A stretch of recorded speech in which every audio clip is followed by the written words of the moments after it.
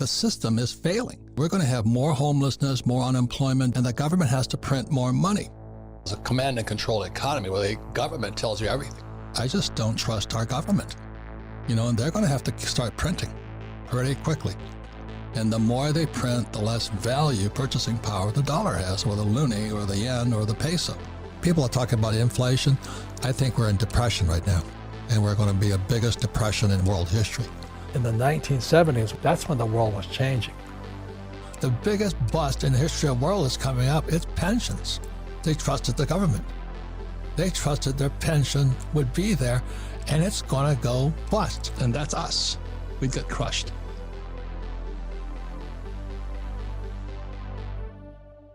Welcome back, ladies and gentlemen. This is the Bearable Bull here. And I got this aggressively average content for you today. As guys, I have a special video for you today. Very fact-based, very intense. But right now, up front, I need to remind all of you of the massive event that's about to take place in the crypto market. Bitcoin's at 23K. Ether at 1600. We're looking to break some serious resistance levels before we could go full-blown bullish again. But I have to remind all of you, we have not had our life-changing altcoin seasons yet. Bitcoin, I believe, is going through the bearish part of its 4-year cycle. But right now, something's about to change the crypto market forever. I want you all to listen to BitBoy Crypto talk about the ETH 2.0 merge, as I think he put it best. This Ethereum merge is going to be the biggest thing we've seen in crypto yet. What this is going to do for Ethereum to push it eventually above Bitcoin, in my opinion, the effect that this is going to have on the Ethereum price, it's going to be insane. It's going to be insane. Like, I can't see how people can't grasp that. Now, ladies and gentlemen, let me make myself clear. There are a lot of people in the XRP community that truly hate Ethereum as a cryptocurrency. I understand the ETH free pass really pisses people off, as the corruption around Ether is being exposed by this community every day. However, me personally as an investor, I don't give a damn. I could put how I feel and emotions aside and know that ETH is going to kill the game. JP Morgan is 100% backing Ether, and ETH will succeed. Ladies and gentlemen, the ETH 2.0 merge is the biggest event in crypto history after the Genesis block of Bitcoin. We also have that happening here in September, while at the same time Flare Networks is launching. Q1 2023 is the latest this XRP SEC case is going to take place. And I need all of you to understand this. We're going to have special, massive macro moments in the crypto market right now. ETH has been very bullish to me recently. I've been seeing it rise in value, and I've been seeing the altcoins getting ready to rev their engines out of the starting block. When we take a look at the total market cap in crypto, we touched on our previous all-time high in 2018. And have since recovered. But when we look at some of our favorite altcoins, XRP did not reach its all-time high. XLM did not reach its all-time high. HBAR right now is extremely suppressed at the moment. Algorand is as well. When we look at IOTA, it also did not reach its $5.25 all-time high. And when we look at VeChain, we can see how suppressed this price is. Ladies and gentlemen, I hear a lot of people talking about we need to go lower. Well, I don't know about you, but these altcoins look low enough to where a reversal may be in. We did not have an altcoin season, and if one were to happen, it would happen at around the exact same time the ETH 2.0 merge were going to take place, right before we experience a financial collapse. Ladies and gentlemen, Congress is still in the stock market. Could we have a final blow off the top moment in the stock market before the financial crisis? I think so. That's how I'm leaning. And while there are no guarantees, and while I do have cash on the side to protect myself, to be able to buy a crash in case I'm wrong, I don't think this hypothesis is... I think we're close to seeing an uptrend in crypto very soon. And you all need to see how the big boys in the market are placing their bets. This is a quick clip from Kevin O'Leary discussing how BlackRock invested into USDC Circle. They, the smart money, the people that manage trillions of dollars, are placing their bets in the crypto market.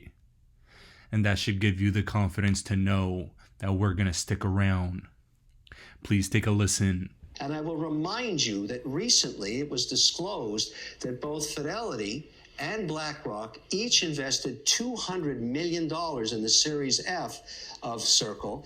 That is a huge vote of confidence in the middle of all of this volatility. We're talking about the equity of the company. And so they're the most conservative money managers on earth, putting a bet forward on Circle becoming at least one of the regulated cryptocurrencies that are stable. And so at the end of the day, you know, they have the risk too. We all have risk. But if I have to bet, I'll invest beside Fidelity and BlackRock, and that's exactly what I did. And there you have it, my friends. We're going to continue to see growth into the crypto market. We've seen sizable crashes throughout many of our favorite coins.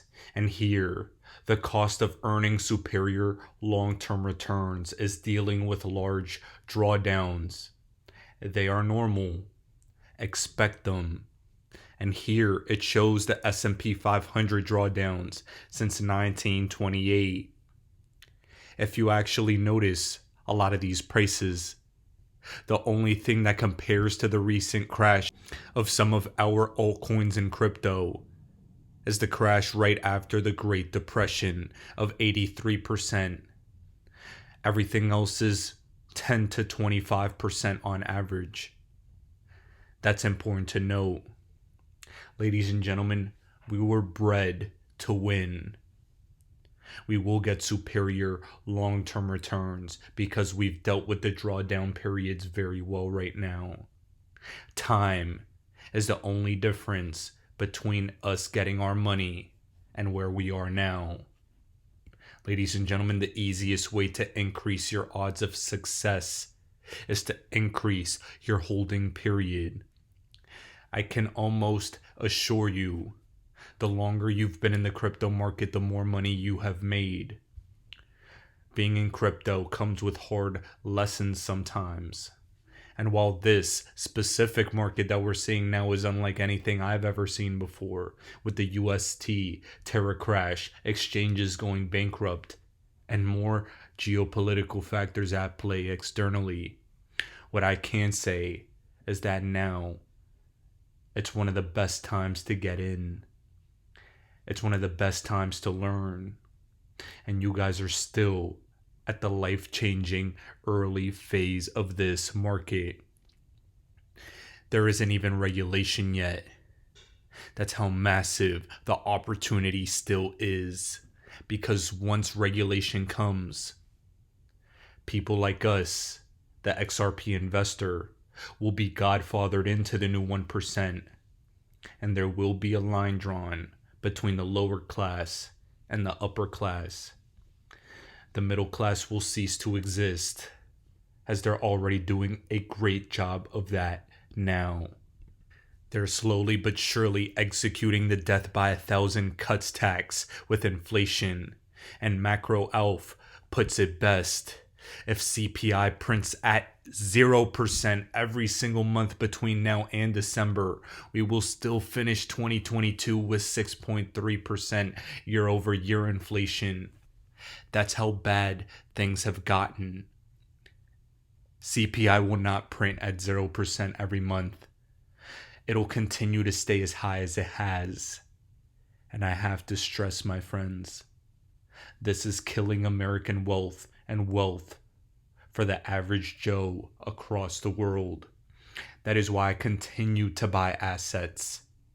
That is why we have to continue accumulating crypto and earning income from different income streams. You have to stay motivated because this is your ticket into the new 1%. Because what I can guarantee all of you is there will be a moment when the regulators see retail getting too wealthy that they put regulation in place to cut you out. In my opinion, you better get in now or forever regret it. And even Hester Pierce is warning you guys that many regulators in Washington would prefer if crypto were just gone. They can't ban it, but they're gonna regulate it. Get in before they do that. And I guarantee you, you'll be in a better position than if you get in after. But I think there's also been in Washington a bit of a desire to see crypto just disappear. And I think people are realizing that that's not likely to happen. So maybe that will help people to think about where regulation is appropriate. But as you said, I mean, we have to bear in mind that people should be free to engage in transactions when both sides are willing to engage in that transaction. And so there needs to be a good reason for a regulator to step in the middle of that. Right, balancing free trade, balancing freedom of financial innovation with the threat of fraud or the threat of some sort of financial instability. To that point, as you said, people hoping it's going to go away. It has not. In fact, it's become even more intertwined with the financial system in different aspects. And ladies and gentlemen, it's getting so intertwined with the financial system in so many different aspects that Israel at this point is banning cash payments over $4,400. This is leading us into a crypto and central bank digital currency society, a cashless society where they will incentivize going cashless with negative interest rates. Ladies and gentlemen, we heard recently the Federal Reserve relax on raising interest rates. They sounded very optimistic as far as keeping rates at or around the same level for a while. They did not sound as aggressive as they have over the past couple months. And in my opinion, it's because they're stuck. They cannot do anything because they know they're at the end of this fiat currency system. The US dollar is done for. It is going to zero. And what's going to happen is, as it plummets towards zero, they're going to disincentivize cash and incentivize the CBDC system with negative rates. You want to withdraw your money from the bank into cash, you have to pay. That's the world we're heading into. And listen to the control that Augustin Carstens from the BIS and the central bankers want to have. All our analysis on CBDC, in particular for the use of general use, we tend to establish the equivalence with cash, and there is a huge difference there. For example, in cash, we don't know, for example, who's using a $100 bill today. We don't know who is using a 1,000 peso bill today. A key difference with the CBDC is that central bank will have absolute control on the rules and regulations that will determine the use of that expression of central bank liability. And also we will have the technology to enforce that. Those two issues are extremely important, and that makes a huge difference with respect to what cash is. The central bank will have absolute control, so we can fuck you. That is exactly what Augustin Carstens just said. That is what he said. Complete tyranny. They control what you buy. If you speak out against your government, they will shut you down. This is the issue at play here, my friends. What they're trying to lead us into is the complete obliteration of freedom. XRP is the infrastructure for the central bank digital currencies, as well as others, of course, for what they want to bring. A lot of you may be asking, Bull, why are you for this? I am not for this. I am very, very freedom-minded. However, I am a rational thinker, and I understand that this is what they're trying to bring. So I'm trying to get rich from it before everything gets too bad. get my resources allocated correctly, maximize my potential before they surveil everything. That is how you need to position yourselves in this reality that they're trying to give us. That being said, though, guys, XRP is far bigger than you can imagine.